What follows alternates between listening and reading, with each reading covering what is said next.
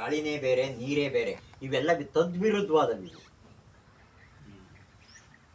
ಆ ತದ್ವಿರುದ್ಧವಾದ ಸೇರ್ಕೊಂಡ್ರೆ ಪ್ರಕೃತಿಲಿ ಸೃಷ್ಟಿ ಆಗದು.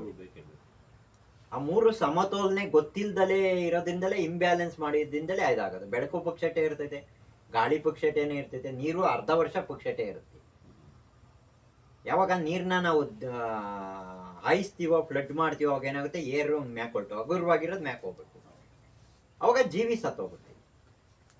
ಬೆಳಕು ಸದುಪಯೋಗ ಪಡಿಸ್ಬೇಕು ಅಂದ್ರೆ ಪ್ರೂನಿಂಗ್ ಟೆಕ್ನಾಲಜಿ ಗೊತ್ತಾಗಬೇಕು. ನೀವು ಬೆಳೆ ಬಂದ್ರೆ ಎಲ್ಲಾನು ಅಡಿಕೆ ಇಕ್ಕದಲ್ಲ, ವೇರಿಯೇಷನ್ ಇಟ್ಕೋಬೇಕು. ಅದನ್ನ ಈ ತಗ್ನಾಗಿರೋದು ದಿಣ್ಣೆಗಿರೋದು ಅವಾಗ ಏನಾಗುತ್ತೆ, ಬೆಳಕು ವೇರಿಯೇಷನ್ ಆಗೋದ್ರಿಂದ ಎಲ್ಲಾ ಕಡೆಗೂ ಸದುಪಯೋಗ ಆಗುತ್ತೆ ಬೆಳಕು.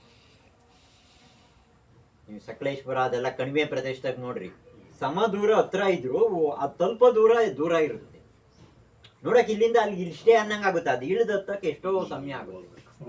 ಅವಾಗ ಬೆಳಕು ಸದುಪಯೋಗ ಆಗುತ್ತೆ. ಅದಕ್ಕೆ ಏರಿವೇಶನ್ ಇರೋದ್ರಿಂದ ಯಾವಾಗ್ಲೂ 6 ತಿಂಗಳು ಮಳೆ ಬಿದ್ರೆ ಅಲ್ಲಿ ಬೇಳ್ಕೊಳ್ಳಿಯ ರೋಗ ಬರಲ್ಲ. ಯಾರು ಹೇಳಿದ್ರು ಮಲ್ನಾಡಿಗೆ ಇಲ್ಲ ಈ ತರ ಸ್ಟ್ರಕ್ಚರ್ ಮಾಡು ಅಂತ? ನೋಡಿ, ಪ್ರಕೃತಿ ರಕ್ಷೆ 24 ಗಂಟೆಗೆ ನೀರು ಜರ್ಗೆ ಆಚೆ ಹೋಗ್ಬೇಕು. ಪಾತ್ರೆ ತೊಳಿತೀರಾ, ಅಡಿಗೆ ಮಾಡ್ಬೇಕು ಅಂದ್ರೆ, ಇನ್ನೊಂದು ಅಡಿಗೆ ಮಾಡ್ಬೇಕು ಅಂದ್ರೆ ಪ್ರಿಪೇರಿಗೆ ತೊಳಿತೀವಿ. ಹೊಲ ಹೆಂಗ್ ತೊಳಿತೀರಾ, ತೋಟ ಹೆಂಗ್ ತೊಳಿತೀರಾ? ಆ ತೊಳಿಬೇಕು ಅಂದ್ರೆ ಏರಿವೇಶನ್ ನೀವು ಬಿಡ್ಬೇಕು. ಕಲ್ಟಿವೇಶನ್ಗೋಸ್ಕರ, ನೀರಿಗೋಸ್ಕರ ನಾವೆಲ್ಲ ಸಮಪಾತಿ ಮಾಡ್ಬಿಟ್ಟು ಫುಲ್ ಕಟ್ಟೆನೆ ಕಟ್ಟಿ ನೀರು ನಿಲ್ಲಿಸ್ಬಿಟ್ವಲ್ಲ, ಏರೇ ಬೇಡ ಮ್ಯಾಕ್ ಹೋಗೋಣ ಅಂತ. ಇಸ್ರೇಲ್ನು ತಪ್ಪಾಗಿ ಕಾಪಿ ಮಾಡಿದ್ರು. ಯಾವಾಗ ಬುಡ್ಬುಡ್ಕೆ ಹಾಕದ್ ಕಲ್ಸಿರೋ, ನಾವು ರಾ ಮೆಟೀರಿಯಲ್ ಬುಡ್ಬುಡ್ಕ್ ಹಾಕ್ತಿದೀವಿ, ಅವರು ರೆಡಿ ಮೆಟೀರಿಯಲ್ ಬುಡ್ಕಾಕಾರಷ್ಟೇ. ಅವರು ಆ ನೀರ್ಗೆ ಏನ್ ಬೇಕೋ ಎಲ್ಲ ಇಂಜೆಕ್ಟ್ ಮಾಡಿ ಅದನ್ನೆಲ್ಲ ಕಳ್ಸೋರು. ಅವರು ಬರೀ ನೀರ್ ಬಿಡೋದ್ ಕಳಿಸ್ತೋ, ಯಾವಾಗ ಫ್ಲೋರೈಡ್ ನೀರ್ ಬುಡಕ್ ಬಿಟ್ಟು ಅವು ಆಹಾರ ತಯಾರು ಮಾಡಿದೋ ರೋಗಗಳು ತಪ್ಪಾದವು ಮಾರ್ಗಳು.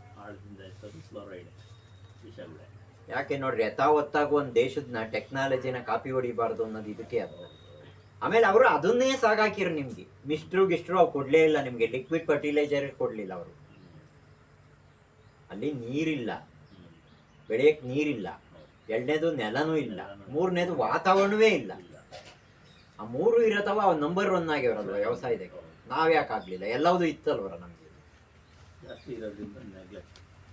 ಅದೇ ಕೊರತೆ ಇರ್ಬೇಕಾಗಿತ್ತು, ಎಕ್ಸಸ್ ಇರೋದೇ ಸಮಸ್ಯೆ ಆಯ್ತು. ಅದಕ್ಕೆ ನೋಡ್ರಿ, ಯಾವುದೊಂದು ನೆಲ ಜಲನ ಯಾರು ಉಪಯೋಗಿಸ್ಕೊಂತಾರೋ ಅವನಿಗೆ ವೀಕ್ನೆಸ್ ಬರಲ್ಲ. ನೀವು ಎಲ್ಲಿ ನೆಲದ ಬೆಳೆ ಬೆಳೆಯತ್ತ ಹೋರಾಟಗಳು ನೋಡ್ರಿ, ರೈತರುಗಳು ಹೆಂಗಿರ್ತಾರೆ, ಸ್ವಲ್ಪ ಸ್ಟ್ರಾಂಗ್ ಇರ್ತಾರೆ. ನಮ್ ತುಮಕೂರು, ಬೆಂಗಳೂರು, ಚಿಕ್ಕಮಂಗ್ಳೂರು ಯಾರು ಸ್ಟ್ರಾಂಗ್ ಇಲ್ಲ. ಮಂಡ್ಯಕ್ಕೆ ಹೋಗಿ ನೋಡೋಣ, ನೀವು ಒಂದೇನ ಮಾಡಿ ಕೆಣಿಕ್ ಬದುಕ್ ಬರ್ರಿ ನೀವು ನೋಡೋಣ.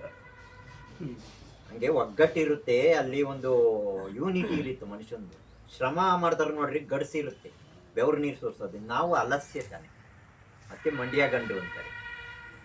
ಬೆಂಗಳೂರು ಗಂಡು ಅನ್ನಲ್ಲ, ತುಮಕೂರು ಗಂಡು ಅನ್ನಲ್ಲ, ಚಿಕ್ಕಮಂಗ್ಳೂರು ಗಂಡು ಅನ್ನಲ್ಲ, ಮಂಡ್ಯದೇ ಗಂಡು ಅಂತಾರಲ್ಲ. ಯಾಕೆ? ಅದ್ರ ಅರ್ಥ ಏನಂತೆ, ಫೀಲ್ಡ್ ಬೆಳೆ ಬೆಳಿಬೇಕಾದ್ರೆ ಗಾಳಿ ಬೆಳಕೋದು ಅದು ನೇರವಾಗಿ ಬದುಕ್ತಾರೆ, ಅವಾಗ ಗಡ್ಸಿರುತ್ತೆ ಮನುಷ್ಯನಿಗೆ.